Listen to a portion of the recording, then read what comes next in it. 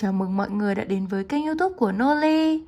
Trong video lần này, Noli sẽ chia sẻ cho các bạn mẹo để chúng ta móc mép sản phẩm sao cho đẹp nhé.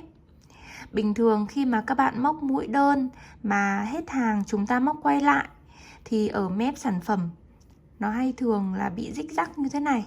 Để khắc phục nhược điểm này, Noli sẽ chia sẻ cho các bạn cách để chúng ta làm mép sản phẩm sao cho thẳng nhé.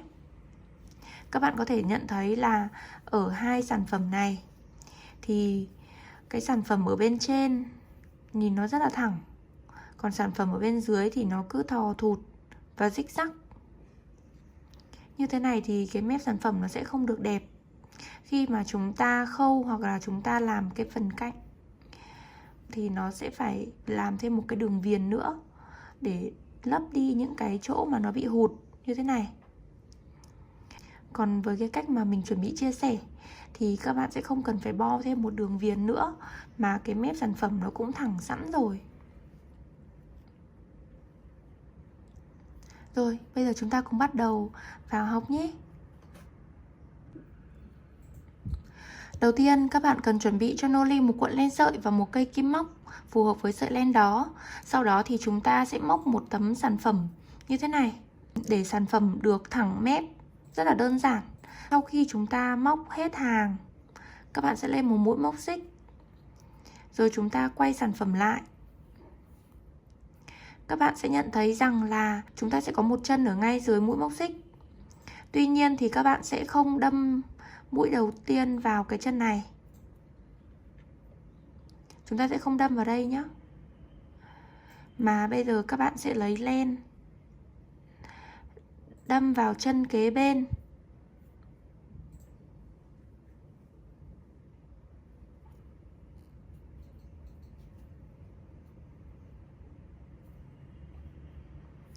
Sau đó thì chúng ta sẽ móc bình thường cho tới hết hàng.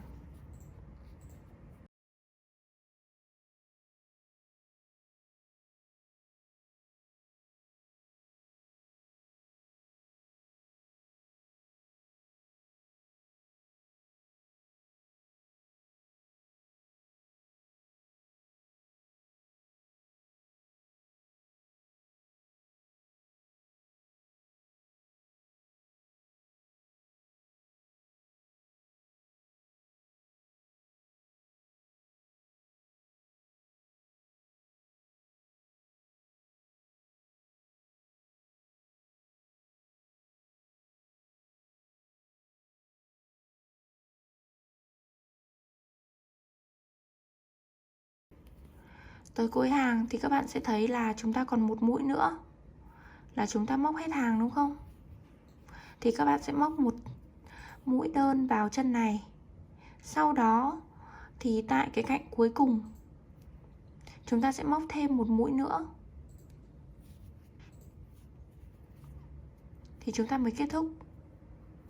Tức là ở phần đầu các bạn sẽ bỏ qua một chân đầu tiên, sau đó tới cuối hàng các bạn lại thêm một mũi nữa vào phần cuối.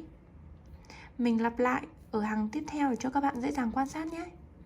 Chúng ta sẽ lên một mũi móc xích, sau đó quay sản phẩm lại, bỏ qua chân xích đầu tiên, móc vào chân xích thứ hai.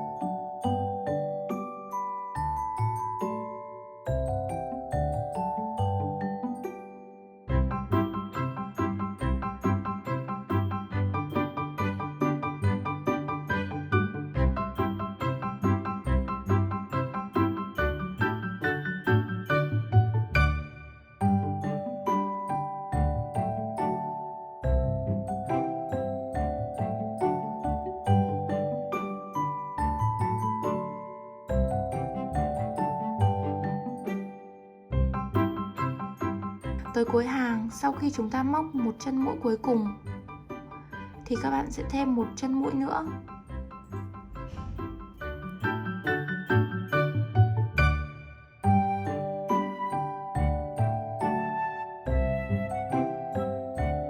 chúng ta sẽ được cái mép sản phẩm nó thẳng tắp như thế này.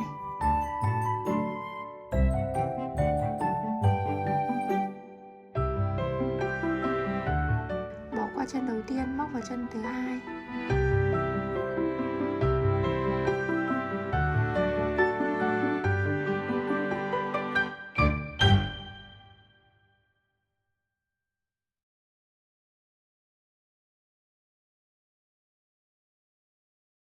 Noli chúc các bạn thành công nhé! Đừng quên ấn like và subscribe kênh YouTube của Noli Handmade. Bấm vào biểu tượng quả chuông để là người sớm nhất xem được video mới nhất của Noli. Bye!